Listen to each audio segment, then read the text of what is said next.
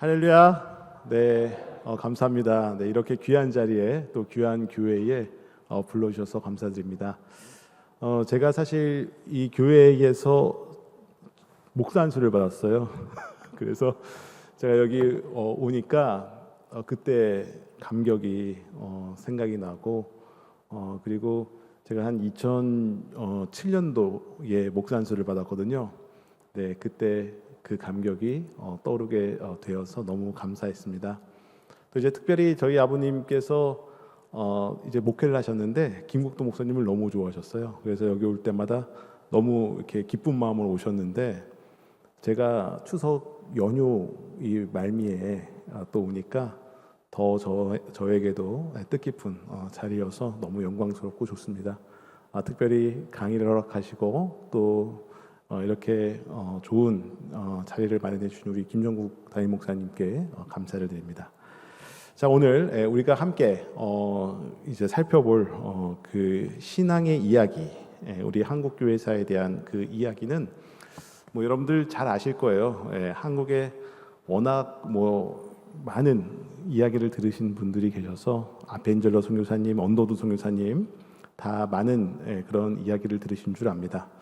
그래서 제가 이제 오늘 말씀드리고자 하는 것은 사실 어떤 연대기적인 어떤 사건에 대한 이야기가 아니라 그 당시에 어떠한 메시지가 있었는가, 그리고 그 메시지를 통해서 우리나라에 어떠한 영향력들이 있었는가, 이제 그런 어떤 그 내용을 좀 함께 나누고자 합니다. 그래서 오늘 마태복음 28장 18절에서 20절 말씀 우리가 한번 읽어보고 그 다음에 교회의 역사에 대해서 한국 교회 역사에 대해서 함께 나누어 보도록 하겠습니다.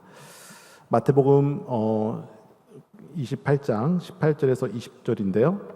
제가 함께 읽고 우리가 나누도록 하겠습니다.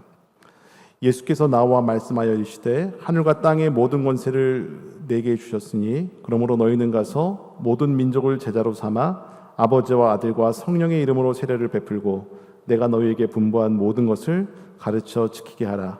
볼지어다 내가 세상 끝날까지 너희와 항상 함께 있으리라 하시니라. 아멘. 네, 우리가 첫 번째로 좀 같이 나누고자 하는 그 내용은 바로 뭐냐면 교회사라고 하는 것은 무엇이냐라는 것을 말씀드리고자 합니다. 제가 이제 쭉 보니까 앞에 계신 김대영 교수님은 다 너무 친절하셔서 적어 놓으셨는데 저는 다 빈칸으로 놨어요. 그래서 제가 우리 성도 여러분님들을 좀 귀찮게 하는 건 아닌가 생각하지만 그래도 여러분들이 잘 이렇게 유념해서 들으시면 정말 좋을 것 같습니다. 여러분들 뭐 잘 아시다시피 우리 교회사라고 하는 것은 뭐냐라고 할 때 우리 교회의 역사라고 하는 게 이제 교회사라고 그렇게 이야기를 하고 있습니다. 교회라고 하는 것은 바로 뭐냐면 예수 그리스도를 믿고 따르는 분들이 모여 있는 곳을 교회라고 합니다. 그리고 가르치는 곳을 교회라고 하죠. 네, 그래서 그분들의 역사를 교회사라고 합니다. 그래서 우리 교회사는 일반 역사하고는 전혀 다릅니다.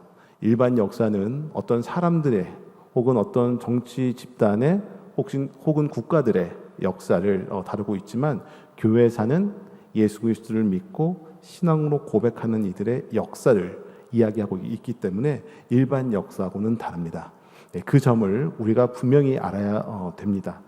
그래서 여러분 그 교회라고 하는 것은 바로 뭐냐면 이러한 예수 그리스도를 믿고 따르는 분들이 가지고 있던 신앙으로 인해서 나타난 어떤 증거들을 우리가 살펴보는 것을 교회사라고 합니다. 그래서 교회사를 우리가 한눈에 한번 연결해 보자라고 한다면 아마 사도행전 1장 8절의 말씀을 여러분들이 아마 기억하시면 될 것 같습니다. 그건 뭐냐면 초대, 중세, 근현대 교회사의 어떤 공통적인 특징, 꿰뚫고 있는 그 핵심이 무엇이냐라고 한다면 사도행전 1장 8절 오직 성령이 너희에게 임하시면 너희가 권능을 받고 예루살렘과 온 유다와 사마리아와 땅끝까지 이르러 내 증인이 되리라 하시니라 라는 말씀이에요.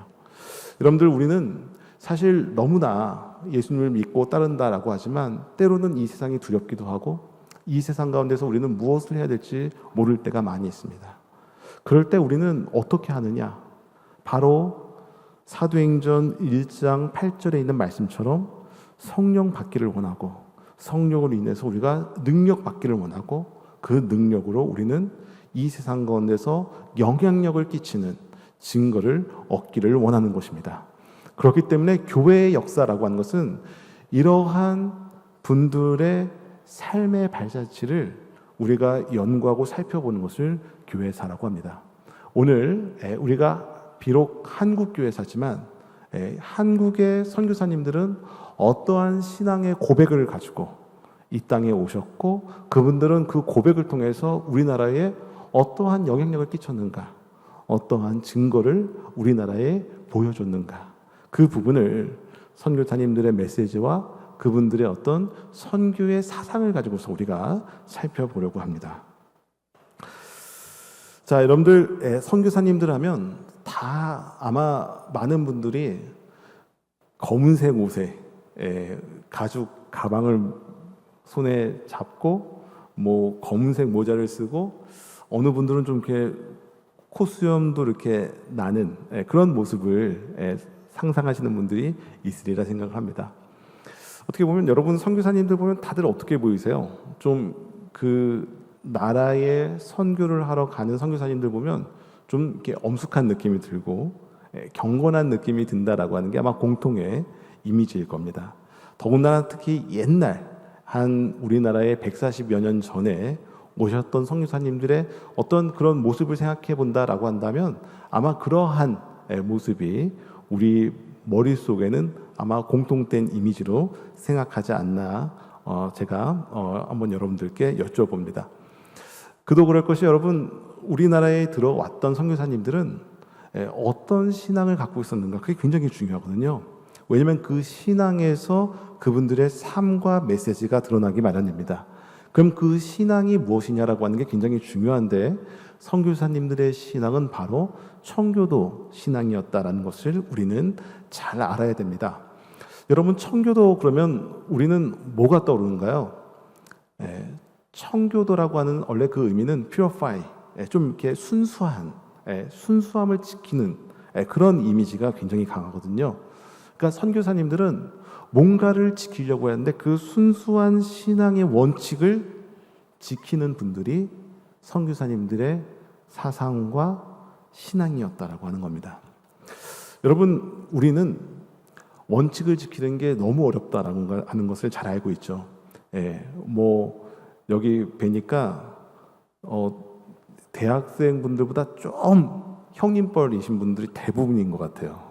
다들 얼굴이 젊어 보이시고, 얼굴에서 그냥 광채가 나셔서 다 뭐 제가 가르치는 강단하고 별 차이가 없이 다들 이렇게 뭐 대학생들보다 좀 형님뻘이신 것 같은데, 여러분들이 아무리 삶을 사신다 그래도 여러분 원칙 지키는 게 굉장히 힘들다라는 것을 누구나 알고 있을 겁니다.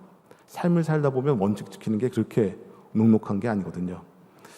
그런데 신앙을 강조하고 우리가 믿음 생활을 하다 보면 제일 중요한 게 뭐냐면 바로 그 원칙을 지키는 삶, 그 신앙의 원칙을 지키는 게 우리가 추구하는 거다라는 것을 아마 굉장히 잘 아실 겁니다.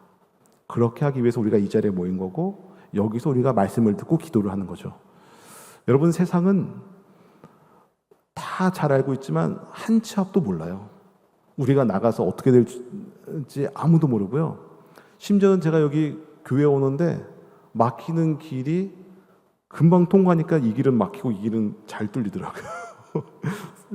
명절 연휴다 보니까. 저는 뭐를 따라왔냐면 내비를 따라왔거든요.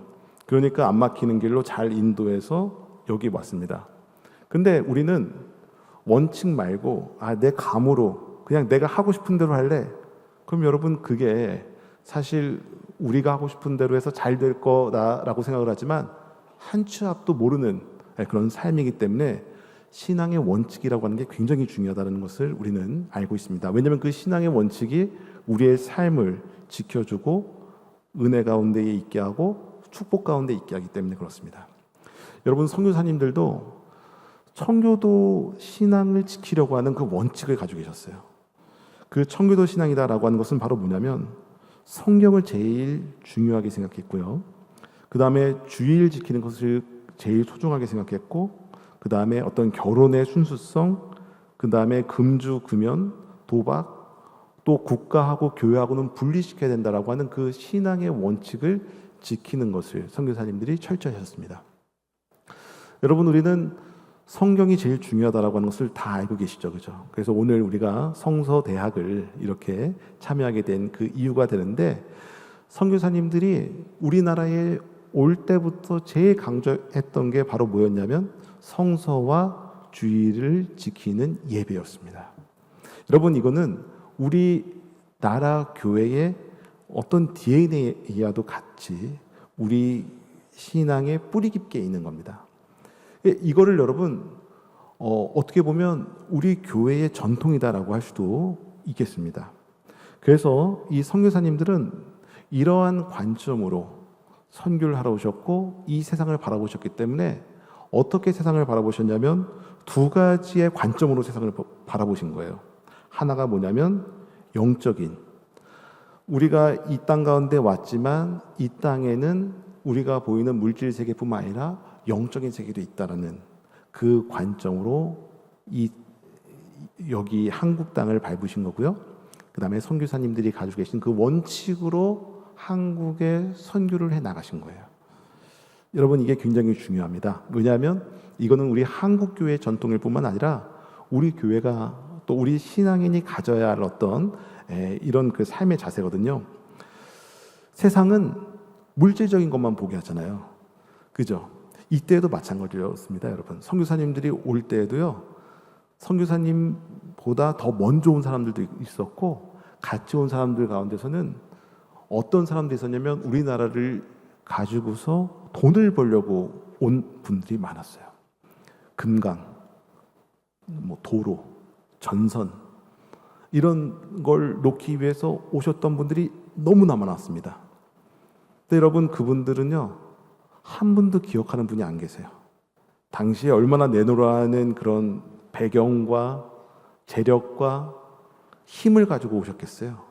선교사님은 단독으로 가방만 들고 삶을 위한 어떤 보따리만 들고 그렇게 이 땅을 밟으셨는데, 여러분, 여전히 우리가 기억하는 그 이름은 바로 선교사님들의 이름입니다. 왜 이분들은 그런 이름을 남기고 가셨을까? 왜 이분들은 다른 그 어떤 외국인들보다 영향력을 끼치면서 삶을 사셨을까?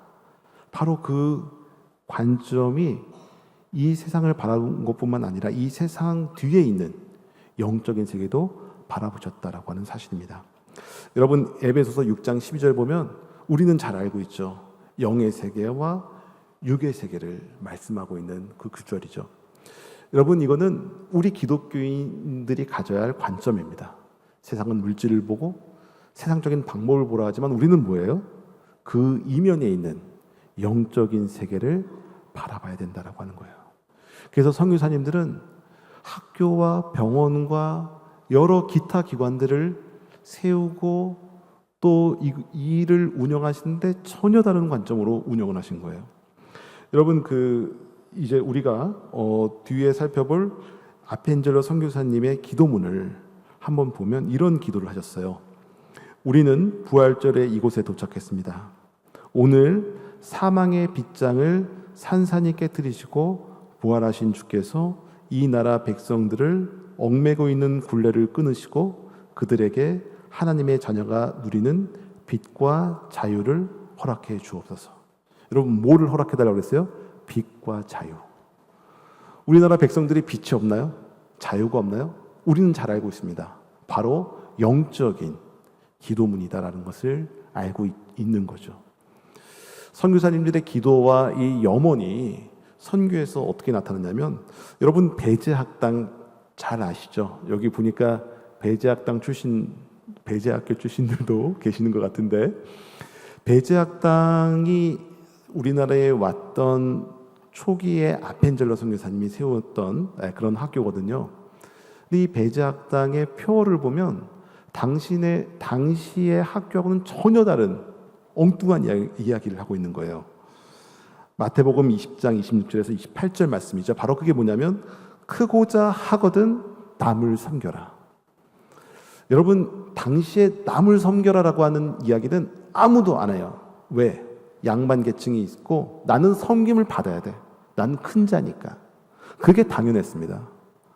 그런데 이러한 관점을 송두리째 바꿔버린 외침이 한마디 있었습니다. 바로 그게 선교사님들의 외침이었어요. 왜? 이 나라를, 한국을 변화시키기 위해서는 영적인 세계로 바라보니까 이들은 예수 그리스도께서 삶을 사셨다가 희생하신 그 정신을 배우고 체험해야 나라가 바뀌겠다라는 것을 알고 계셨기 때문입니다. 여러분, 당시에 배제학당뿐만 아니라요, 이 세상이 만들었던, 정부가 주도해서 만들었던 유경공원이라고 있었어요. 유경공원. 아시는 분들은 아마 아실 텐데 우리나라 최초의 근대 교육기관으로서 또 여러분들 아마 그 이름을 아시리라 생각합니다. 유경공원에 왔던 사람들이 누구냐면 양반자제들이었습니다. 양반자제들, 집안 좋고 내노라 하는 양반자제들이 유경공원에 가서 뭐를 배우냐면 영어를 배우는 거예요. 영어를 배우는 이유가 왜 그럴까요? 이분들의 목표는 과거 시험에 합격하는 거였습니다. 소위 말해서 성공을 위해서 영어를 배우는 거예요. 오늘날하고 다를 게 없죠. 영어 교육의 열풍이 벌써 140년 전에 있었다라고 하는 거예요. 근데 이분들은 영어를 배우는 이유가 다 하나였어요.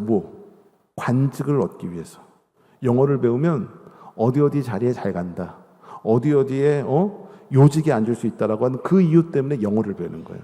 그러니까 여러분, 이 영어를 배우는 목적과 그분들의 어떤 지혜가 제한될 수밖에 없어요. 왜? 이기심에, 눈에 보이는 거에 제한돼 있으니까. 근데 여러분, 선교사님들은 어때요? 눈에 보이지 않는 영적인 세계를 말씀하시는 겁니다. 그렇기 때문에 그 지혜가 더 깊었고 더 사람들을 헤아릴 수 있었고, 또 그분께 배운 한국인들은 우리나라가 암울하고 힘들었지만 그 뒤에 누가 있어요? 영적인 세계에서 우리가 할 수 있다라고 하는 자신감이 완전히 다른 관점에서부터 나왔던 겁니다. 바로 그게 크고자 하거든 남을 섬기라. 여러분, 예수님께서 우리의 삶의 모범이 되시잖아요. 그분께서 어떤 삶을 사셨어요? 섬기는 삶, 희생하는 삶. 여러분, 섬기고 희생할 때 그 열매가 값지다라고 하는 것은 우리는 너무나 잘 알고 있습니다. 선교사님들도 너무나 잘 알고 있었고, 선교사님한테 배웠던 배제학당 혹은 기독교 기관의 학생들은 이를 알고 깨닫기 시작한 거예요. 그러니까 이들은 우리나라를 바라보는 관점이 달랐습니다.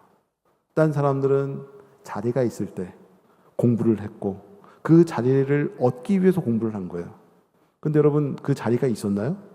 일제강점기가 시작이 되고 한 말이 시작되면 그 자리 자체가 없어지잖아요. 우리나라가 일제에 의해서 강탈이 됐잖아요.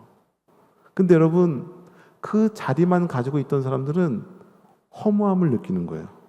이제 우리나라에 희망이 없구나.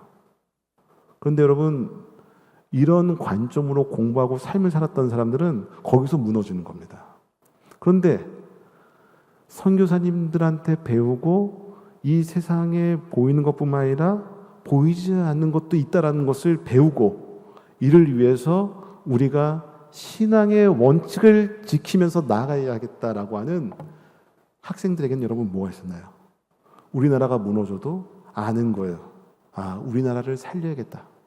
누구의 이름으로? 예수 그리스도의 이름으로. 바로 이 세상을, 이 나라를 구원케 해야 된다라고 하는 그 사명으로 누구보다도 앞장설 수 있었던 겁니다. 여러분, 이러한 어떤 선교사님들의 삶의 원칙이 있게 되었고요. 또 우리가 살펴볼 또 하나는 바로 뭐냐면, 그렇기 때문에 이분들에게서 영향을 받은 한국인들이 있었잖아요. 그분들이 대표적으로 최명원도 있고 그다음에 윤치호 씨도 있고 다양한 어떤 그런 한국 지도자들, 특히 여러분 좀 더 나아가면 누가 있으면 도산 안창호 선생도 있었고요. 여러 사람들이 많이 있었습니다. 근데 이분들이 어떤 공통된 것이 있거든요. 그게 뭐냐면 자신들이 그렇게 믿었던 유교, 이게 왜 잘못되었구나라는 것을 깨닫는 거예요. 여기 보면 윤치호 그 선생이 일기를 많이 썼기 때문에 제가 이제 여기 잠깐 인용을 하면 이런 이야기를 합니다. 유교인들은 자신의 본성이 선하다라고 믿는다. 그렇기 때문에 내가 할 수 있다라는 것을 안다라는 거예요. 근데 여러분, 기독교인은 어때요? 기독교인들은 우리의 본성이 원죄를 갖고 있는 죄인이다라는 것을 아는 거예요. 그렇기 때문에 나는 할 수 없기 때문에 나는 누가 필요해요? 하나님의 은혜가 필요하다는 것을 아는 거예요. 근데 여러분, 유교인들은 선하기 때문에 나는 스스로 선해질 수 있다라고 하는 그 자만이 스스로를 망가뜨린다라고 하는 거예요. 여러분, 신앙의 원칙을 이렇게 깨닫는 거예요. 내가 죄인이고 그 가운데 하나님께서 나에게 은혜를 허락하여 주셨고 나를 구원케 하셨고 내가 그분의 자녀가 되게 하였구나. 나는 차라리 왕으로 태어나는 것보다 나는 차라리 내가 하나님의 자녀로서 이 삶을 살아가는 게 낫다라는 이런 신앙의 고백들. 그렇기 때문에 여러분, 이분들은요 스스로 잘나거나 의도를 가지고 무슨 일을 하거나 어떤 목적을 가지고 무슨 일을 할 필요가 없어요. 왜? 그렇게 하면은 내 스스로가 할 수 있다라고 하는 어떤 본성, 착하다라고 하는 이 본성, 유기적 본성이 이 나라를 망쳤듯이 이 한 말에 무기력했듯이 내가 그렇게 삶을 살면 안 되겠다라고 하는 것을 다 깨닫게 된 거예요. 그래서 그분들이 믿고 가르치고 신앙을 실천하는 것을 내가 해야겠다라고 하는 것을 이분이 깨닫게 된 겁니다. 그래서 여러분, 기독교인들 보면요, 당시에 기독교인들을 보면 굉장히 적극적입니다. 당시에 여러분, 유학 가는 게 얼마나 힘들었겠어요. 오늘날 유학 가는 것도 힘든데 당시에 이제 유학 초창기에 갔던 분들 보면 기독교인들 많으시거든요. 개신교 지도자들. 근데 이분들 보면 되게 재밌습니다. 유학생활 중에 오히려 저축을 해서 $200를 모아서 한국에 선교를 좀 해주십시오라고요. 미국 선교사님들이나 미국 학교에 있는 관계자들한테 돈을 기부를 했어요. 왜? 이분들은 너무 어떤 자신이 모자르고 또 그 모자른 자신이 하나님의 은혜가 필요하다라고 느꼈기 때문에 이러한 기독교가 우리나라에도 필요합니다. 이걸 외치고 다니셨던 거예요. 유학 중에도. 안타깝기 때문에. 그러니까 사람들이 이분들의 메시지와 이분들의 소리를 듣고서 도와줄 수 있었던 겁니다. 바로 이러한 점들이 한국 교회가 시작하고 태동하게 된 모습이었다라는 겁니다. 여러분, 바로 그 가운데는 뭐가 있다고요? 세상을 바라보는 눈이 달랐다라고 하는 거예요. 일반 세상적인 사람이 바라보는 관점이 아니라 세상적인 사람들이 바라보지 못하는 그 영적인 것을 바라봤다라고 하는 겁니다. 여러분, 그렇기 때문에 우리의 위대함은 바로 거기 있는 거예요. 그리고 우리가 예배하고 기도하고 찬양하는 이유가 바로 거기에 있는 겁니다. 왜? 영적인 것을 우리는 바라보고 이를 통해서 우리는 삶을 살아갈 수 있기 때문에 그렇다라는 거죠. 자, 그리고 바로 이러한 모습 가운데 그러면 선교사님들은 어떠한 메시지, 어떠한 목소리를 우리나라 선교에 외쳤는가? 그걸 또 우리가 살펴볼 필요가 있습니다. 바로 여러분, 선교사님들의 어떤 메시지는 제가 아까 전에 말씀드렸듯이 우리나라를 육적인 겉으로 보이는 어떤 물질 세계뿐만 아니라 영적인 세계도 바라보고 이를 기점으로 해서 이를 근본적으로 바꾸고자 했던 메시지가 굉장히 강하셨다라고 하는 거죠. 여러분, 창세기 3장 15절 보면 바로 뭐가 나오죠? 이 세상이 원죄로 인해서 타락하게 된 그 모습, 아담과 하와가 선악과를 따먹은 그 이야기가 나오잖아요. 그러니까 여러분, 뭐예요? 인간의 본성이라고 하는 것은 이 원죄가 있다라고 하는 겁니다. 이 원죄를 어떻게 하든지 우리가 복음을 전해서 해결하고 또 하나님하고의 관계를 바르게 함으로써 우리를 구원케 해야 된다라고 하는 그 사명이 선교사님들에겐 있었다라고 하는 사실입니다. 그래서 여러분들 그 조선 말기의 어떤 메시지를 보면요, 바로 다 어떤 모습이 굉장히 강했냐면 우리가 태초에 지어진 하나님의 형상을 회복하는 거에 초점을 맞춘 메시지와 그러한 선교가 굉장히 강했습니다. 의료 교육 선교를 보면 여러분, 의료 선교가 그냥 인간의 육체와 질병을 고치는 거에만 초점을 맞췄나요? 그게 아니었죠. 바로 우리의 질병과 육체를 고치지만 그 가운데는 가장 핵심이 뭐가 있었어요? 영혼을 치료하고 영혼을 회복하는 거예요. 여러분, 여기서 우리가 뭔가 힌트를 하나 얻을 수 있겠죠. 우리가 삶을 살면서 하는 모든 어떤 비즈니스 사업이라든지 내가 하는 일들이 뭐를 위해서 있는 거예요? 내가 만나고 함께하는 사람들의 영혼을 치유하고 회복하는 목적에 있다는 것. 네. 여러분, 그 목적은요, 하나님께서 가장 기뻐하시고 관심 있어 하는 겁니다.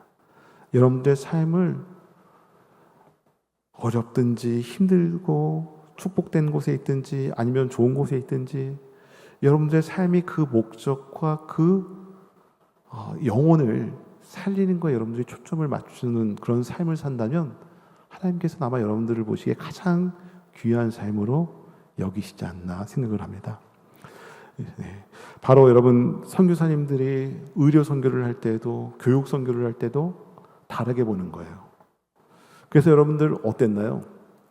세상적인 학교는 시험을 봤습니다. 그리고 나름대로 가문이 있어야 됐어요. 왜? 대수성 부르는 것은 떡잎부터 한다고.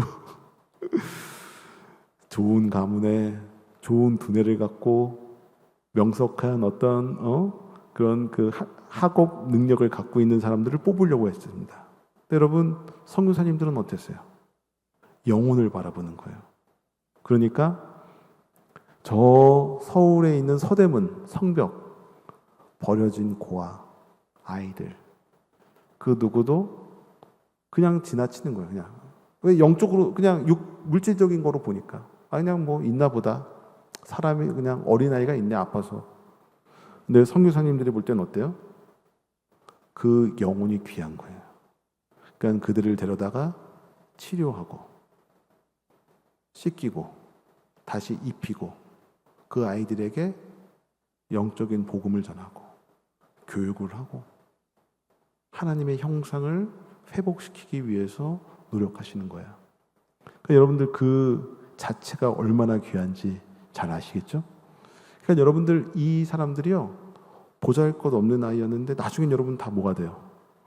무슨 학교의 총장, 무슨 여성 운동의 지도자, 한국 독립운동의 지도자, 다 이렇게 되잖아요. 왜 이렇게 됐을까요, 여러분? 이분들이 잘나서 집안이 좋아서 의식 자체가 달랐던 겁니다. 왜? 선교사님들은 하나님의 형상을 회복시키기 위해서 이들을 바라보고 이들을 교육시키고 이들을 치료했기 때문에 그런 거예요. 여러분, 많은 기독교 학교와 기독교 병원들이 지금 우리나라에도 존재하고 있잖아요. 학교 표어를 가만히 보면 다 이러한 목적을 추구하고자 하는 목적과 표어가 있는 겁니다. 다 여러분 세상에서 소위 말하는 입신양면하고 잘되자, 성공하자, 공부해서 남주냐 이런 뭐 예를 들면 이런 표어도 옛날에 있었잖아요. 뭐 내가 지금 졸지 않고 공부하면 뭐 나의 미래가 바뀐다. 뭐 나의 뭐 남편이 바뀐다. 나의 뭐 아무튼 이런 표어들이 옛날에는 다 있었잖아요. 뭐 구푼에. 근데 여러분 그런 차원이 아니에요. 성공하자, 잘되자, 부귀영화를 누리자. 그건 여러분 아주 얕은 수준의 이야기입니다. 그럼 여러분 좀 더 높은 수준의 이야기를 어떻게 할 수 있는가? 바로 여기서 이야기하는 것처럼 하나님의 형상을 회복하는 것. 눈에 보이지 않는 우리의 영적인 모습을 회복하는 것. 그게 바로 인간이 정말 인간답게 이 땅에 존재하고 살아가는 거다라는 것을 선교사님들이 전하고 말씀하셨던 메시지였습니다. 여러분, 그러면 우리가 조선 어떤 말기, 선교사님들이 처음 오셨을 때 학교도 세우고 병원도 세우고 막 하셨잖아요. 그때 하셨던 이야기뿐만 아니라, 그럼 여러분 이분들의 메시지를 받았던 일제강점기 우리나라 사람들은 어떤 메시지를 또 외쳤는가? 여러분 가만히 보시면 알잖아요. 그죠? 바로 3.1 독립운동이라든지 여러분 일제강점기를 해방하고자 하는 사람들의 외침을 가만히 보세요. 어떤 외침이었나요? 저는 우리가 3.1절 여러분 다들 잘 기념하시고 예배도 드리고 하시잖아요. 3.1절 여러분 메시지의 핵심을 가만히 보세요. 세상적으로 정복하는 메시지가 아닙니다. 사랑으로 품는 거예요. 우리가 이해한다. 우리가 사람이라면 누구나 원하는 자유를 우리는 이야기하고 싶다. 우리는 사람이라면 누구나 원하는 평화를 여기서 외치고 싶다. 우리는 사람이라면 누구나 원하는 그 사랑을 이야기하고 싶다. 여러분, 이 메시지가 다 어디에 나와 있는 거예요? 성경에 나와 있는 핵심입니다. 여러분들 이 독립운동하는 분들은요, 되게 품위가 있었어요. 왜? 나는 하나님의 자녀이기 때문에 막 하지 않았습니다. 품위 있게 이해하면서 품으면서 사랑으로 또 자유함을 가지고 평화를 전함으로 이분들은 독립운동을 하는 거예요. 그러니까 여러분들 우리나라를 보면 어떻게 해요? 너무 안타까워하는 겁니다. 어쩌다 우리나라가 외압에 시달려서 저렇게 되었나? 거기에 복음이 있어야 되고 거기에 자유가 있어야 되고 거기에 평화가 있어야 되고 거기에 사랑이 있어야 되는데, 근데 여러분 그 자유와 평화와 사랑이 제일 잘 표현하고 있는 책이 어디에 있을까요? 바로 성경책에 있습니다. 여러분, 우리는 자유라고 하면요, 물질적인 자유만을 생각해요. 여기서 당장 나가서 집에서 시원하게 에어컨 안에서 텔레비전 보면서 좀 누워있고 싶은 이런 분들, 이런 생각을 자유라고 생각하는 분들도 있고, 내가 좀 직장에서부터 좀 벗어나서 어떤 경제적인 자유를 누리고 싶다라는 것을 자유라고 생각하시는 분들이 계시고요. 어떤 세상적인 사람도 아마 물질적인 자유라고 흔히 생각하실 겁니다. 그런데 여러분, 진정한 자유는 어디에 있나요? 우리가 구원받는 거에 있는 겁니다. 우리가 구원받아서 죄와 또 이 사단의 세력으로부터 해방하는 거에 있는 거예요. 여러분, 우리는 알잖아요. 물질적으로 또 어떤 자유를 누린다 해도 얼마나 제한되어 있다는 것을 너무나 잘 알고 있습니다. 우리가 진정한 자유를 느끼는 것은 하나님 안에 있을 때 우리는 진정한 자유를 누릴 수가 있는 겁니다. 여러분, 선교사님들도 이걸 이야기한 거예요. 이걸 깨달은 한국인들은 독립운동할 때 이것을 얘기하는 겁니다. 그래서 여러분, 기독교인들이 누구보다도 가장 많이 참여하는 거예요. 기독교인이 당시에 전체 인구의 여러분 몇 퍼센트나 된다 그랬어요? 2%에서 2.5%. 많이 잡으면, 적게 잡은 사람들은 1.6% 얘기합니다. 1.6%. 지금 여러분 일본 기독교가 몇 퍼센트가 있죠? 1%예요. 거의 없어요, 기독교인들. 그 정도입니다. 근데 여러분, 독립운동 참여의 비율을 보면 전체 비율 가는데 6할이 넘는, 60%가 넘는 게 누구예요? 기독교인들이에요.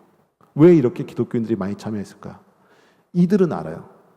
진정한 자유가 뭐고, 진정한 사랑이 뭐고, 진정한 평화가 뭔지 아는 거예요. 바로 성경에서 말하는 참 자유, 성경에서 말하는 참 평화, 성경에서 말씀하는 참 사랑이 내가 외쳐야 될 메시지구나라는 것을 알고 있던 겁니다. 여러분, 그래서 이분들은요, 우리가 생각하는 어떤 막 무장 독립 투사들만 우리는 기억하잖아요. 막 총 들고 총으로 쏘고 상대방을 막 힘으로 제압하려고 하는, 물론 그런 분들도 있었지만 이보다 더 깊게 전체적인 안목을 바라보면서 건강한 독립을 위해서 노력하셨던 분들 다 보세요. 기독교인들이 많습니다. 여러분, 도산 안창호 선생이 얼마나 이러한 기독교적인 관점을 가지고 독립운동을 하셨는지 잘 아시죠? 흥사단이라든지 대한인 민국회라든지 이런 걸 여러분 보면 다 들어가는 절차가요 성경적이에요. 다 교회에 입교하는 거랑 똑같습니다. 성경 말씀 외워야 되죠. 기도해야 되죠. 다 똑같아. 왜? 기독교인만이 진정한 자유를 알 수 있고, 기독교인만이 진정한 평안을 알 수 있고, 기독교인만이 진정한 사랑을 알 수 있는 거예요. 여러분, 이 세상은 자유를 이야기하지만, 평안을 이야기하지만, 사랑을 이야기하지만 그게 다 뭐예요? 물질적인 관점으로 한번 바라보는 거예요. 우리는 근데 이와는 전혀 다른 영원한 영혼적인 관점으로 바라보는 겁니다. 여러분들 삶 가운데서 이러한 축복이 있기를 기도합니다. 여러분, 그러니까 로마서 8장 24절 25절에 이런 말씀의 메시지를 전하는 거잖아요. 우리가 소망으로 구원을 얻었음에 보이는 소망이 소망이 아니니 보는 것을 누가 바라리요. 만일 우리가 보지 못하는 것을 바라면 참음으로 기다릴지니라. 여러분, 우리나라에 어려움들이 많이 있습니다. 지금도 여전히 어렵습니다. 근데 여러분, 우리는 뭐를 바라고 기다리는 거예요? 우리의 물질적인 성공? 우리가 조금만 참으면 돼라고 하는 이런 어떤 눈에 보이는 단순한 게 아니잖아요. 우리가 참으로 바라는 건 바로 뭐냐면 세상 사람들이 바라보지 못하는 그 참 소망, 그걸 우리가 잡고 우리가 기다리고 이것을 위해서 우리가 노력하는 겁니다. 그럼 여러분, 우리의 삶은 완전히 달라지는 거예요. 관점이 달라지기 때문에 우리 삶도 달라지고 우리 삶의 태도도 달라지는 겁니다. 그럼 여러분 어떨까요? 우리가 바뀌니까 여기가 바뀌고 우리나라가 바뀌고 세상이 바뀌는 거겠죠. 저는 임마누엘 교회가 그런 귀한 사명을 감당하는 줄 믿습니다. 여기 오니까 여러분 완전 달라요. 네. 어떤 다른 일반적인 교회하고 수준이 다릅니다. 목사님도 그렇게 훌륭하시고, 특히 담임 목사님 여러분 목회 잘하신다고 저 감신대까지 소문이 났습니다. 감신대에서 저 여기 온다니까 다들 부러워하세요. 임마누엘 교회 가냐고. 아마 다른 분들도 아마 다 오고 싶어서 이렇게 아마 대기를 다 하고 있을 것 같은데, 여러분들 굉장히 자부심을 가지고 교회에서 신앙생활을 잘 하면 이 세상을 변화시킬 수 있는 그 키가 우리 가운데 있으리라 믿습니다. 여러분, 그리고 해방 이후의 메시지를 가만히 보면 통일이 된 이후에도 여러분, 우린 가만히 보세요.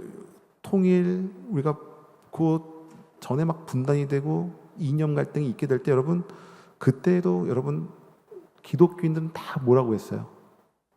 바로 기독교적인 이 세상의 자유와 진정한 평화와 진정한 사랑이 넘치는 국가를 건설하기 원했던 겁니다. 여러분, 이거는요 누구나 원하는 겁니다. 믿지 않은 사람들도 우리나라에 좀 진정한 자유가 있었으면 좋겠다. 진정한 평화가 있었으면 좋겠다. 진정한 사랑이 있었으면 좋겠다.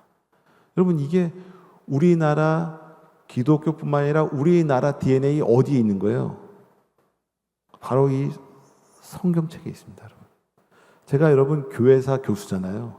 거짓말 안 하겠죠? 이 성경책 안에 있는 거예요. 그래서 여러분, 백범김구 선생 보면요, 우리나라 또 지도자로서 뭐 존경하는 많은 분들이 계시잖아요. 근데 이분들 여러분, 이 백범김구 선생이 암살당하기 전에 교회를 몇 번 다니셨는지 아세요? 주일날 암살당하셨는데 하루 주일날만 4교회를 다니신 거예요. 왜 그렇게 교회에서 메시지를 듣기 원하셨을까요? 이분은 알았어요. 진정한 우리나라의 길은 바로 교회에 있다라는 걸 안 겁니다. 여러분 교회 다니는 분들은요 아주 특별한 분입니다. 여러분 주일날 우리는 뭐 그냥 교회 나오지 이렇게 하는데 여러분 한번 가만히 보세요. 주일날 제일 아침에 일어나서 제일 멋지게 옷 입고 그리고 제일 반질반질하게 오시는 분들 가만히 보세요. 다 어디로 가고 계세요? 교회로 오고 계세요. 일요일날 오후 늦게 일어나가지고 그냥 물론 그분들도 교회에 오시는 분들 많이 있지만 교회 오는 분들은 좀 다른 거예요. 왜? 진정한 것을 알잖아요. 세상이 알지 못하고 세상이 말하지 못하는 진리를 알고 있기 때문에 여기에 나오고 여기서 참 자유와 평화와 사랑과 또 평등한 것을 누릴 수가 있는 거예요. 왜냐? 하나님의 자녀로서 우리는 누릴 수 있기 때문에 그렇습니다. 그래서 여러분 현대 사회에서도 우리들은 많은 세상의 신문과 뉴스들은 계속 부정적인 것만 얘기하는 거예요. 우리나라가 어렵다, 힘들다. 우리나라가 뭐가 많다, 돌아서려면 진짜 힘듭니다. 이렇게만 얘기하는 거예요. 근데 여러분 성경은 그거 얘기 안 하거든요. 민수기, 신명기를 몰아보세요. 여러분 여호수아, 갈렙 보세요. 다른 정탐꾼들은 다 부정적인 것만 얘기하는 거예요. 똑같이. 우리 가나안 땅 못 들어갑니다. 어렵습니다. 힘듭니다. 왜? 물질적인 것만 이야기하는 거예요. 어려워. 힘들어. 저들이 힘이 더 세. 근데 여러분 여호수아, 갈렙은 뭐라 그래요? 우리는 할 수 있습니다. 우리는 저들보다 더 뛰어나고 더 힘이 강합니다. 왜?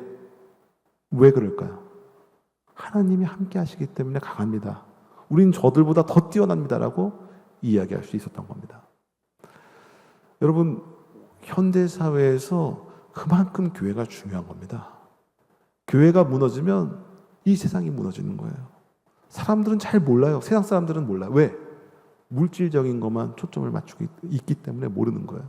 근데 우리는 알아요. 물질적인 것보다 더 중요한 근본적인 영적인 세계가 있다는 것을 잘 압니다. 우리의 신앙을 지켜야 되고 그 신앙을 통해서 우리가 마음을 지켜야 된다. 우리가 신앙의 원칙을 지키면서 나가야 된다라고 하는 것을 너무나 잘 알고 있기 때문에 우리는 교회가 중요하다는 것을 잘 알고 있습니다. 여러분 또한 그 이후에 어떤 선교 현장에서의 어떤 메시지도 우리가 한번 바라보면 이런 메시지도 있었습니다.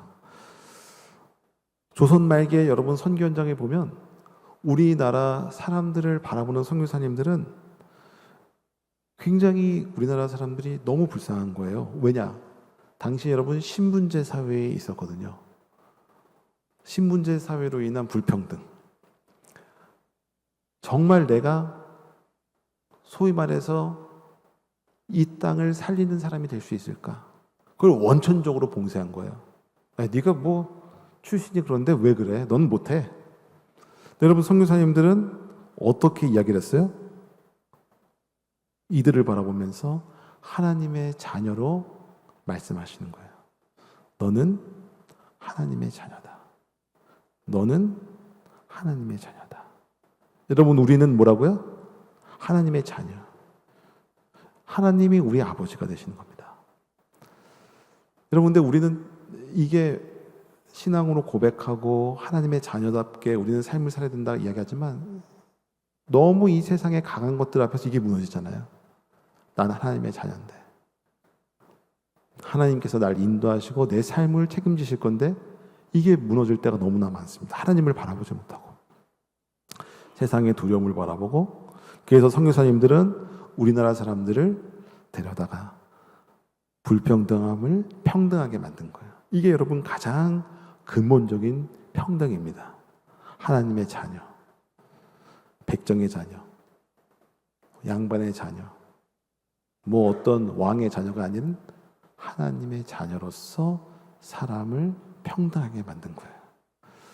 여러분 그러니까 누가 여러분 우리나라 최초의 의사가 되는지 아세요? 백정의 아들이 우리나라 최초의 의사가 되는 거예요. 왜? 나는 하나님의 자녀니까.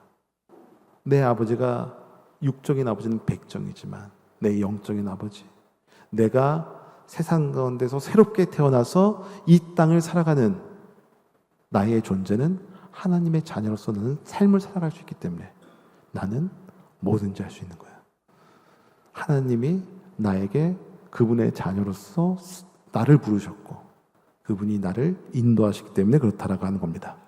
그래서 여러분, 선교사님들이 전했던 이 메시지는 이들을 데려다가 하나님의 자녀답게 또 예수 그리스도의 제자화 운동을 하고 또 이를 통해서 민족 지도자로서 거듭나겠다라고 하는 사실입니다. 여러분, 이거는 바로 우리가 가져야 할 태도예요. 옆에 있는 분들, 우리 식구들, 함께 일하는 동료들, 나랑 만나는 분들, 이분들을 못되게 만들어야 돼요. 하나님의 자녀 되게. 이분들을 하나님의 제자 되게. 이분들을 민족의 지도자가 되게 만들어주고 일깨워주는 겁니다. 여러분, 이게 우리나라에 전해졌던 메시지였다라고 하는 사실입니다. 또한 선교 현장에서 전해진 메시지를 보면 어떤 메시지를 전했냐면, 우리나라가 일제강점기 때 여러분 그때 뭐를 했어요? 일제가 신사참배를 막 시켰잖아요. 뭐 황국 신민화를 하려고 했잖아요. 제가 여러분 그 얼마 전에 그 이제 오사카 근처에는 그 관서 학원 대학이라고 하는 그 이제 관서 학교를 간 적이 있는데, 거기가 감리교 선교사님들이 세웠던 대학이거든요. 일본에 참 좋은 대학이 많습니다. 기독교 대학 가운데. 근데 그 대학에 총장실이 있었어요. 옛날 총장실. 총장실에 아주 육중한 금고가 있더라고요. 그 금고에 뭐가 있냐 그랬더니 이분이 금고문을 한 번 열고 그 다음에 두 번 열고 세 번까지 열어. 여기 뭐 있었냐 그랬는데, 여기에 바로 당시에 뭐 우리가 오늘날을 일왕이라고 이야기하지만 당시 이제 천황이라고 그랬겠죠. 천황 사진 여기 있었다는 거예요. 왜 사진을 여기다 냐니까 그렇게 사람을 신격화시키는 거예요. 일본의 그 제일 기독교 학교 여러분 사령탑이 어디에 총장실이잖아요. 총장실 한가운데 그런 것을 한 겁니다. 근데 여러분, 우리 기독교인들은 여러분 그걸 보고 뭐라고 그랬어요? 우상이라고 그러는 거예요. 그래서 여러분 고린도전서 보면 마땅히 우리가 우상 앞에 절을 하지 않는다고 그러잖아요. 우리는 하나님 한 분만을 섬긴다라고 하는 이 고백이 기독교인들에게 있던 거예요.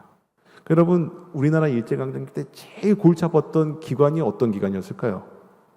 기독교 학교, 기독교회, 기독교 병원. 그러니까 일전 여러분 이거를 폐쇄하려고 왜? 자기 황국 신민화, 천황의 백성이 되게 만드는 건데, 이 사상적인 것을 만들어가는 거 너무 힘들거든. 왜? 기독교인들이 이걸 알아. 잘못되었다라고 하는 것을 아는 거예요. 나는 우상을 섬기지 않겠다라고 하는 것을 잘 아는 겁니다. 그래서 여러분, 제일 일제가 골치 여기고 두려워했던 종교가 기독교였어요. 그 조선 총독부 여러분 기록들 보면 다 나오잖아요. 뭐 어떤 목사, 요주의 대상, 요주의 대상들 대부분 보면 다 뭐예요? 교회 다니는 분들이에요. 왜? 이분들은 좀 무섭거든. 다른 사람들은 내 자식아 이러면 다 말을 듣는데 안 듣는 거야. 왜? 잘못되었다는 것을 아는 거예요. 그걸 어떻게 할까요, 여러분? 제가 처음부터 얘기하는 관점 얘기했죠? 물질적으로 바라본 게 아니라 뭐로 바라봤어요? 영적으로 바라봤다는 거예요. 영적으로. 그러니까 아는 거예요. 이들의 의도를 아는 거고, 이들이 하는 계획을 아는 거고, 이들이 앞으로 우리나라를 어떻게 망하게 만드는 건가를 아는 거예요. 왜? 영적인 세계를 영적인 관점으로 바라보니까. 여러분들, 우리가 삶을 살 때 영적인 관점으로 한번 모든 것을 바라보세요. 세상 사람들이 보지 못하는 지혜가 넘쳐나. 왜? 하나님은 우리를 그렇게 만드셨거든요. 네. 그러니까 여러분 이런 어떤 관점, 이런 삶의 태도가 우리 가운데 있게 되기를 기도합니다. 그리고 여러분 해방이 어떤 선교 현장도 보면 여러분 다 뭐예요? 막 혼돈의 시대가 네피림 시대가 창세기 6장 보면 막 네피림 사람이 자기가 원하는 사람을 막 취하잖아요. 우리 이제 자유다. 내가 원하는 이념 막 다 하잖아요. 근데 여러분 이게 뭐예요? 그게 아니에요. 신앙을 갖고 있는 사람들은 영적인 것으로 바라보는 거예요. 신앙의 원칙대로. 네, 굉장히 중요한 겁니다. 그러니까 여러분 해방 이후에 한참 우리나라가 건국되고 그 뒤에도 여러분 여러 곳을 보세요. 지금도 마찬가지입니다. 여러분 지금도 중요한 요직들 가운데서 보면 이상하게 기독교인들이 많아요. 그죠? 많이 있어요. 네, 지금 얼마 전에 유행했던 이순신 신앙이 좀 있어서 그런데 알고 보면 다 기독교인이야. 내가 기독교인인 것을 아무에게도 말하지 말라. 그래서 시시하면서 다니는 분들이 있지만 알고 보면 뭔가 좀 다른 분들 보면 다 기독교인들이 많아요, 여러분. 네? 세상 사람들은 욕하고 그러지만 여전히 여러분 뭐예요? 이들은 내가 실패하고 좀 실망스러운 행동을 함에도 불구하고 뭐예요? 그럼에도 불구하고 나는 어떻게 하든지 하나님 안에서 살려고 노력하는 분들이 다른 겁니다, 여러분. 좀 달라요. 네, 그런 삶을 우리가 살펴볼 수 있고요.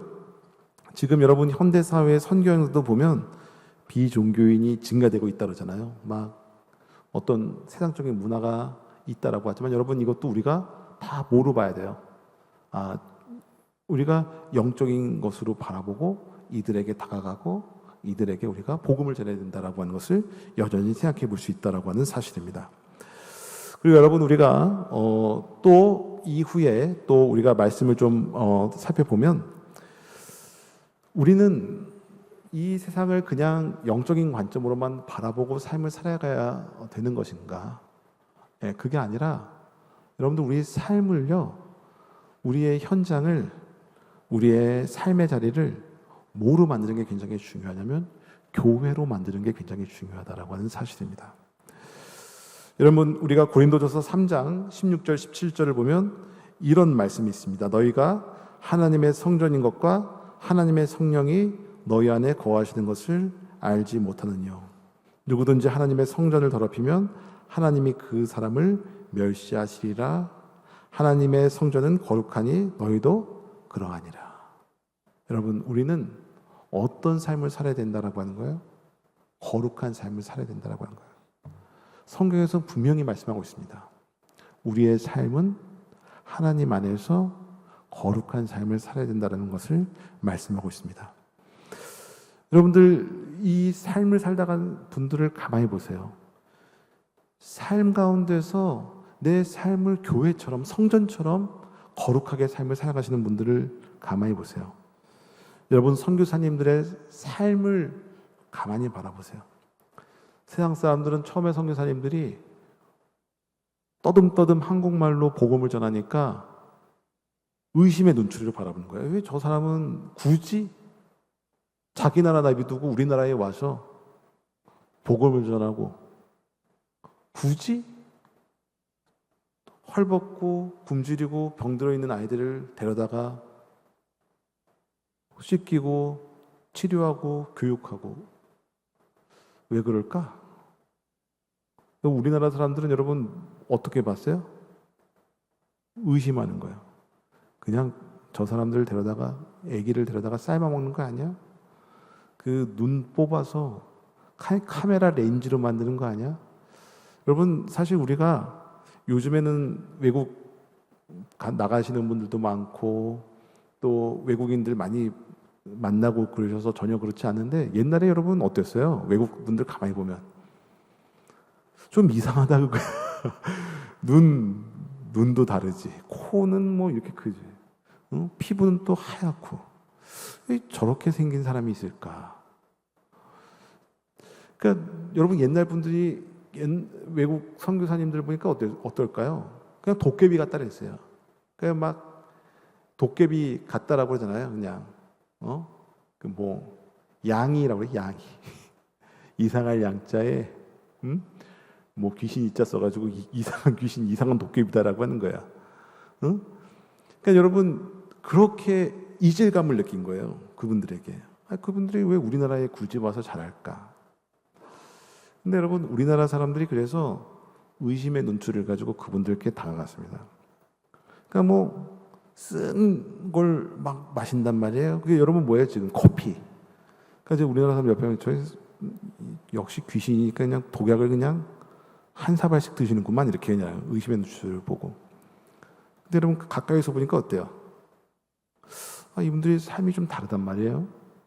또 이렇게 한국 사람들을 이렇게 막 잡아먹는 것도 아니고 옆에서 몰려보니까 여전히 잘해줘. 여전히 이들을 사랑하는 것 같아. 우리 다른 학교, 다른 한국인들하고 좀 다르단 말이야. 그걸 바라보는 거예요, 여러분. 왜? 선교사님들은 삶을 교회화했기 때문에 그런 거예요. 여러분, 성전, 우리의 삶을 성전하는 게 굉장히 중요합니다.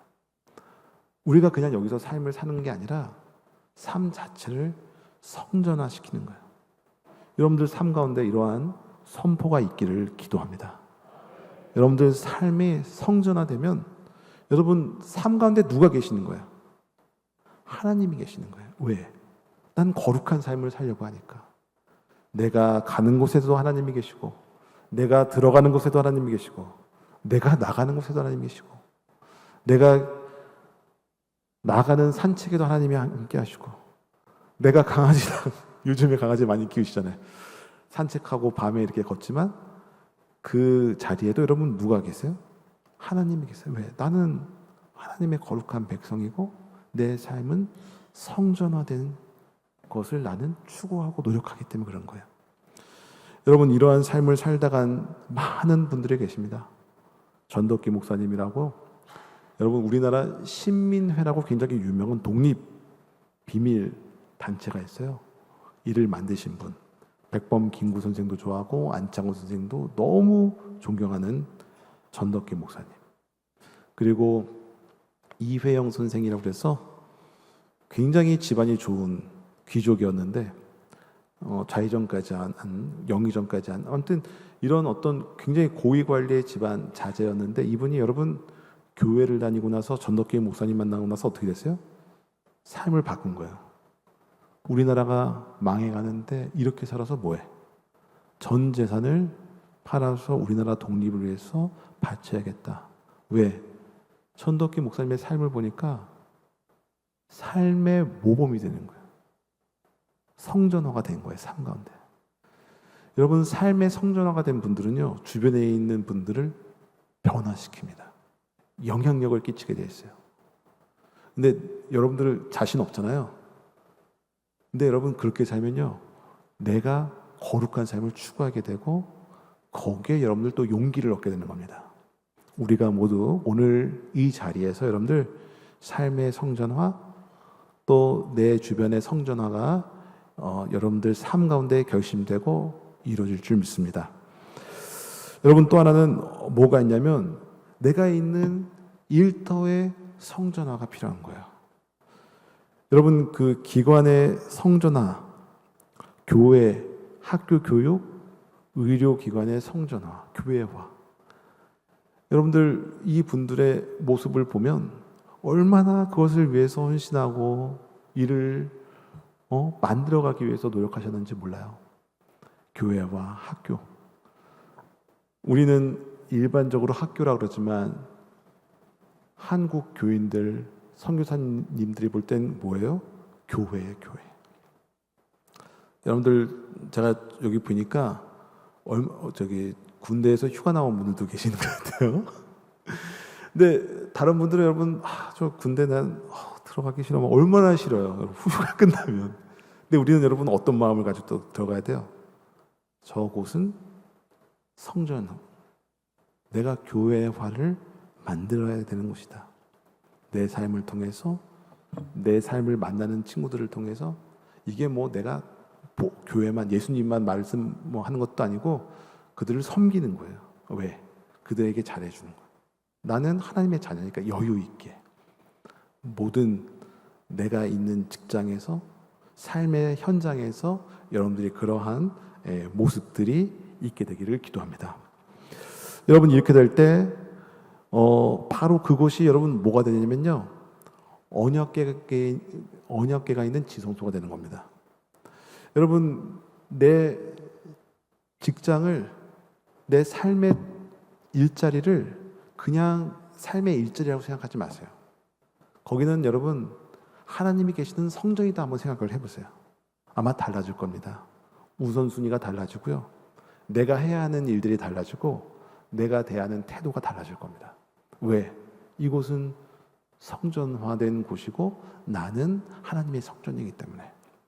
여러분 이렇게 바꿔나가시는 것들을 보면 모든 가운데에 여러분들의 삶의 터전이 뭐가 되는 거예요? 작은 교회가 되는 거고, 그것이 세상 사람들에게는 여러분 뭐가 되는 거예요? 희망의 등대가 되는 거예요. 그러니까 여러분 우리나라가 가장 어려울 때 다들 어딜 달려갔어요? 사람들이 학교를 달려가는 거예요. 3.1 독립운동 할 때 여러분 어디에 많이 모였어요? 학교에 모였죠. 병원에 모였죠. 그 다음에 일제강점기 말기에도요, 제일 어렵고 힘들 때 여러분 다 어디를 가요? 학교를 가는 거예요. 병원을 가는 거예요. 왜? 거기는 다르잖아요. 일반 세상적인 학교와 세상적인 병원과는 다른 거예요. 가면 마음의 평안함을 얻고 내가 세상을 바라볼 때에는 불안함을 보고, 세상에는 희망이 없다 이야기하지만 교회에서는 희망이 있다라고 이야기를 하고, 교회에서는 나에게 능력이 있다라고 이야기를 하고, 내가 나가서 빛과 소금이 될 수 있다라고 말을 하는 거예요. 여러분 그곳이 여러분들의 삶이요, 여러분들의 일자리가 될 줄 믿습니다. 또한 여러분 그 뒤를 보면 바로 어떠한 일들이 있냐면, 내가 비로소 선교 현장에서 여러분들이 교회화를 위해서는 여러분 뭐를 해야 되냐? 바로 이사야처럼 여러분 기도 운동을 해야 됩니다. 여러분 기도는요 삶의 모든 겁니다. 우리의 삶의 모든 거는 기도예요. 여러분 기도하면 하나님께서는 응답을 하실까요, 안 하실까요? 모든 것을 하시는 거예요. 내가 원하는 결과가 이루어져서 기도가 되었다라고 생각하지 마세요. 하나님은 더 큰 걸 주기 원하시는 겁니다. 여러분들의 삶이 변화되는, 근본이 변화되는 것을 원하시는 거예요. 여러분 하나님이 주시는 걸 가만히 놓고 보세요. 우리는 하나님 당장 주세요. 너무 급하잖아. 이거 이루어주세요. 근데 하나님 그거 이루어주실 때도 많이 계시지만 안 이루어주시더라도 여러분 절대 실망하지 마세요. 그건 하나님의 어떤 뜻이에요? 기다려. 가만히 있어. 기다려봐. 내가 뭐예요? 더 큰 거를 우리에게 주시는 거예요. 여러분 삶의 교회화는요, 우리가 쉬지 않고 기도할 때 이루어질 수 있습니다. 우리 선교 현장의 교회화, 여러분들의 기도로 이루어갈 줄 믿습니다. 여러분들 기도를 하는 분들은 여기 보면 전부 달라요. 그죠? 저희 어머니가 새벽 기도를 한 번도 빠짐없이 다니시는데, 겨울에 여러분 새벽 기도 다니시면 찬 새벽 공기 때문에 기관지가 별로 안 좋으시잖아요. 근데 저희 어머니가 이제 주변에 있는 그냥 병원에 가시니까 병원 그 선생님이 의사 선생님이 딱 보더니 저희 어머니는 새벽 기도 간다는 얘기도 없고 교인이라고 하는 얘기도 없었는데, 의사 선생님이 딱 보더니 교회 다니시죠? 그러는 거야. 그래가지고 어떻게 하세요? 그러니까 에이 얼굴 보니까 딱 티가 나요. 얼굴이 하얀멀게 가지고 교회 다니시는 티가 나던데 그 새벽 기도 나가지 마세요. 그러는 거야. 의사 선생님이. 그래가지고 저희 어머니가 매일 나가야 되는데 안 나가면 안 돼요. 그러니까 에이 감기 걸리면 하나님도 다 아시니까 안 나가도 돼요. 그래서 어머니가 딱 한 번 빠지셨어요. 의사 선생님이 나가지 말라면서. 그러니까 그 정도로 여러분 교회하는 분들은, 교회 다니시고 기도하는 분들은 다 압니다. 여러분 말 안 해도 알아요. 다 알아. 주변에서 저분 교회 나가시는 것 같구나. 저분 좀 기도 열심히 하시는 분 같네. 왜? 여러분, 하나님의 응답을 받는데 그걸 모를 것 같아요? 이 세상을 만드시고 이 세상을 주관하시는 분이 여러분 기도할 때 그 기도 소리를 들으세요, 안 들으세요? 들으시는 거예요. 세상 사람들이 다 압니다, 여러분. 모르는 것 같지만. 여러분들 기도할 때 여러분들 선교 현장에서 그 능력이 일어나게 될 줄 믿습니다. 그러니까 여러분, 우리나라 교회 가만히 보면 기도를 그렇게 많이 한 겁니다. 여러분 70년대, 90년대, 80년대만 해도 여러분 그 삼각산 혹시 올라가신 분 계세요? 아마 몇 분 여기 볼 때는 한번 올라가셨던 분들이 꽤 있으신 것 같은데 그렇게 그때 왜 이렇게 기도를 많이 했는지 모르겠어요. 네, 뭐 소나무 뿌리도 잡고 그냥 산 속에 그렇게 무서운데도 기도를 하려고 하는 분들이 그렇게 많았던 거예요. 근데 여러분, 이런 기도의 전통이 사실 한국에 있거든요. 1903년 원산 부흥운동도 이러한 기도운동이 모태가 된 거고요. 1907년에 평양 대부흥운동도 기도운동이 모태가 된 거고. 여러분, 이게 다 뭐가 된지 아세요? 나중에 독립운동을 하는 모판이 된 겁니다. 독립운동을 하는 어떤 폭발점이 된 거예요. 여러분들, 우리가 기도하는 사람들 가만 보면 무시하지 마세요. 내가 변하는 게 아니라 뭐를 변화시키는 분들이에요. 선교 현장, 이 세상을 변화시키는 분들이에요. 여러분들 오늘부터 기도 열심히 하셔서 여러분들 선교 현장은 이 세상을 변화시키는 여러분들 되시기를 기도합니다. 여러분들, 이제 우리가 정리를 좀 하면서 이제 이 세상에 이런 삶을 살다간 선교사님들, 이런 삶을 살다간 한국의 교인들은 어떠한 증거들을 이 세상에 우리에게 현재 남겼는가, 우리가 한번 살펴보도록 하겠습니다. 디모데후서 4장 1절 2절 보면 이런 말씀이 있습니다. 하나님의 앞과 살아있는 자와 죽은 자를 심판하실 그리스도 예수 앞에서 그가 나타나실 것과 그의 나라를 두고 엄히 명하노니 너는 말씀을 전파하라. 때를 얻든지 못 얻든지 항상 힘쓰라. 범사의 오래 참음과 가르침으로 경책하며 경계하며 권하라. 여러분들, 이분들의 일단 단도직입적인 말씀을 제가 드리자면 이분들 이름을 누구나 기억하기 원하는 거예요. 제가 한 2년 전에 이제 광성 중고등학교 마포에 있는 광성 중고등학교, 우리 김국도 목사님도 광성 고등학교 나오셨다고 제가 잘 알고 있는데요. 광성 중고등학교를 제가 이제 학교의 역사를 연구할 수 있는 기회를 얻어서 이제 학교 역사를 연구하면서 이 학교를 세운 선교사님을 우리가 이제 이야기하고 좀 경험케 하면 좋겠다 싶어서 학생들을 데리고 선교사님 묘지가 있는 미국에 다녀온 적이 있습니다. 근데 이 선교사님 묘지가 너무 엉뚱한 곳에 있는 거예요. 오하이오주 한복판에 있거든요. 그러니까 우리는 미국에 가면 죄다 좋은 곳은 여러분 다 어디 있어요? 동부 아니면 서부에 있잖아요. 중부 쪽에 좀 나오기가 힘든 이런 상황이었습니다. 그러니까 동부에 있는 학교를 뭐 아이비리그라든지 뭐 여러 어떤 유명한 관광지, 뭐 청교도 정착지 이런 데를 돌자 그랬는데 중부로 나오려고 하니까 오하이오주로 가려고 하니까 너무 이게 스케줄이 안 맞는 거예요. 그래서 이거 이 선교사님이 광성 중고등학교를 설립하신 존 무어 선교사님인데 이분 묘비를 굳이 가야 되냐? 뭐 가지 말자 반. 그래도 우리 학교가 여기 있게 했는데 가야 된다 반. 이렇게 의견이 있었어요. 근데 결국 가자로 바뀐 겁니다. 그러니까 여러분 스케줄이 어떻게 되었나요? 제가 처음부터 끼자가 제가 중간에 꼈거든요. 여러분 여기서 그 동부까지 가려면 일단 케네디 공항에 뉴욕에 있는 케네디 공항에 내려야 되잖아요.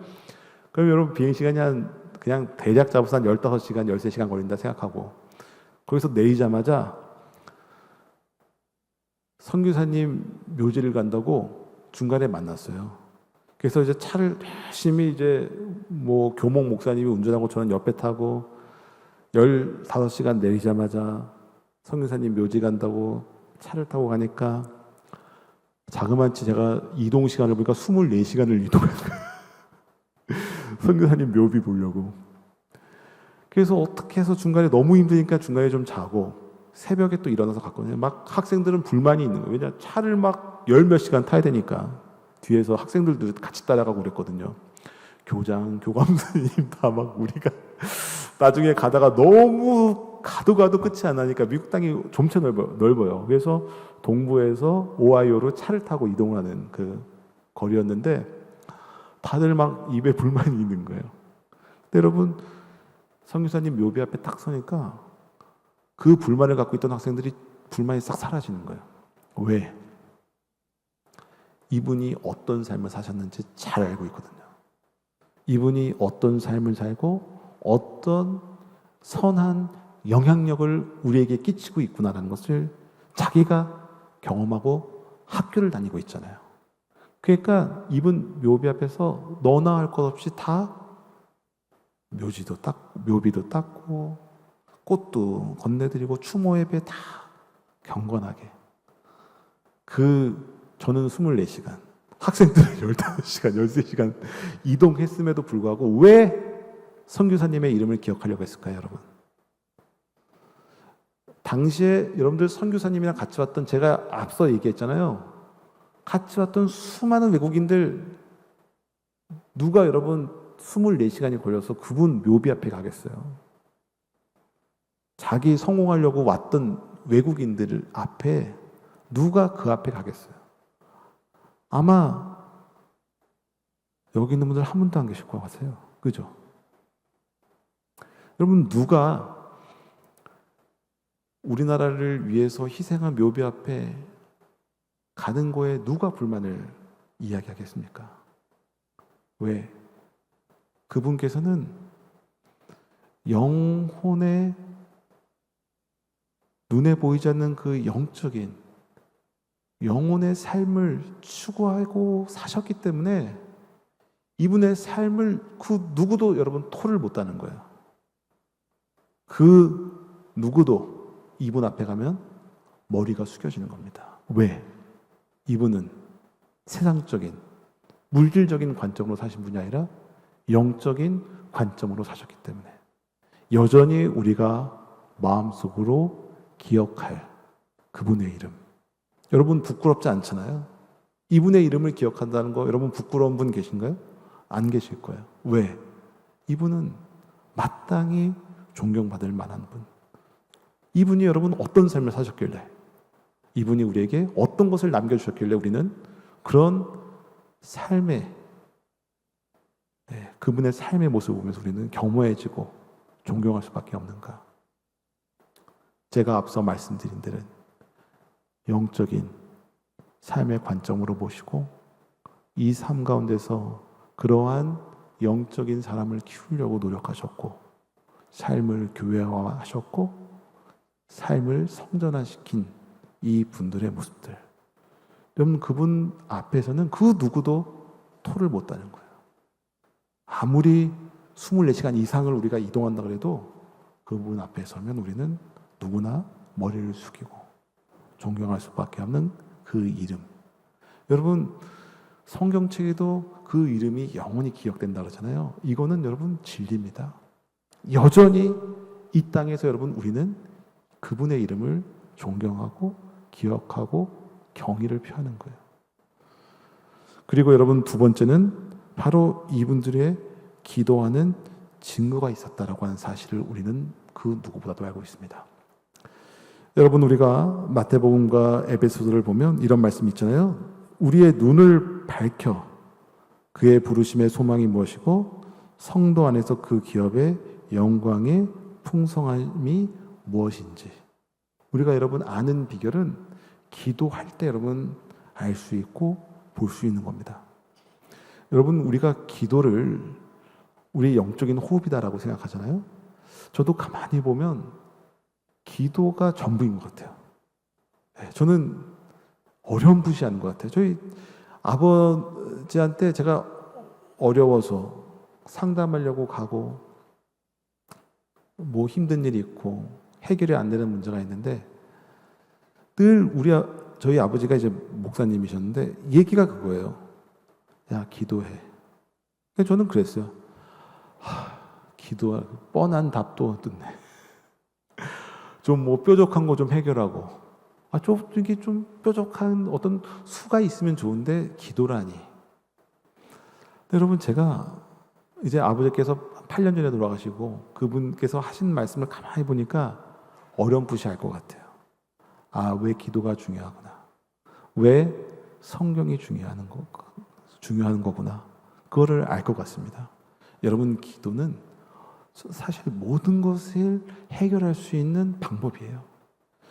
여러분, 이렇게 우리가 마음의 눈을 밝혀서 그분의 부르심에 그분의 뜻이 어디에 있고 그분의 소망이 무엇인지 기도를 통해서 우리가 그 증거를 면밀히 알아갈 수 있다는 거고, 또한 앞서 사신 분들이 기도의 증거대로 삶을 살았다 그겁니다.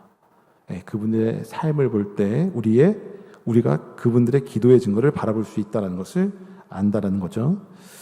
그 다음에 세 번째로 우리는 가만히 보면 여러분들 이러한 증거가 또 어디에 나타나냐면 이 세상은요 우리 혼자 살 수 없습니다. 우리가 기도하고 우리가 영적인 태도를 삶을 이렇게 살아보면 우리에게 여러분 누구를 붙여주시면 되게 값진 분들을 붙여주세요. 이분들을 서로 동역자로서 우리가 섬길 수 있게 하고 또 우리를 함께 일할 수 있는 동역자를 붙여주십니다. 여러분, 한국 교회사를 가만히 보면요 선교사님 혼자서 한 일들이 거의 없어요.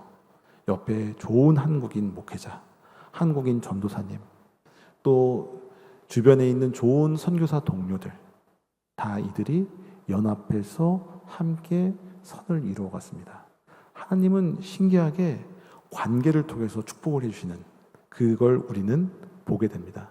세상 사람들은 그러잖아요. 좋은 사람을 좋은 줄을 그런 차원이 아니에요. 영적인 것을 바라보고 영적인 삶을 추구하는 사람들하고의 동역, 함께함 굉장히 소중합니다. 여러분들에게도 이러한 축복이 있게 되기를 축복합니다. 또 하나는 여러분 사역의 결실이 있다고 하는 겁니다. 여러분 현재 또 현대 사회는 많은 사람들이 교회를 핍박하기도 하고요. 그 다음에 교회를 흔들려고 하기도 하고 잘못된 것을 이야기해요. 근데 여러분 교회는요 늘 그래왔어요. 제가 교회사 하니까 여러분 초대교회를 바라보세요. 예수님께서 공생애를 시작할 때부터 늘 예수님의 사역을 방해하는 세력은 있었습니다. 제자들이 복음을 전할 때도 이를 핍박했던 유대교, 로마, 다른 세상의 철학들이 늘 존재했어요. 사상을 뒤흔들려고 했던. 하지만 여러분 뭐예요? 교회는 언제나 승리했어요. 지금 여러분 핍박이 있고 지금 현대화된 세계 최첨단의 어떤 문화가 있다 그러지만 여러분 결국 뭐예요? 눈에 보이지 않는 것을 보고 깨닫고 기도로서 잡는 이들은 이 모든 것들을 이기고 승리하게 될 줄 믿습니다. 우리의 삶 가운데 이러한 축복이 있게 되기를 축원합니다. 함께 기도하시겠습니다. 하나님 감사합니다. 주님께서 우리를 사랑하시고 축복하셔서 저희들 명절을 마무리하는 이 단계에 또한 저희들이 성서대학에 와서 당신께 찬양하고 기도하고 말씀을 들을 수 있도록 축복하시니 감사드립니다. 하나님이 우리 삶 가운데 함께해 주셔서 우리가 우리 앞서 신앙의 삶을 살다간 그분들처럼 우리가 세상을 바라보는 것이 아니라 그 뒤에 계신 또 보이지 않는 영적인 것을 바라보고 하나님만을 바라보는 저희들 될 수 있도록 좀 축복하여 주옵소서. 저희들 기도하는 가운데에 증거 누리게 하시고 기도하는 가운데에 당신의 뜻 알게 하시고 기도하는 가운데에 당신의 기도 응답이 있게 하여 주옵소서. 예수님의 이름으로 간절히 기도하였습니다. 아멘.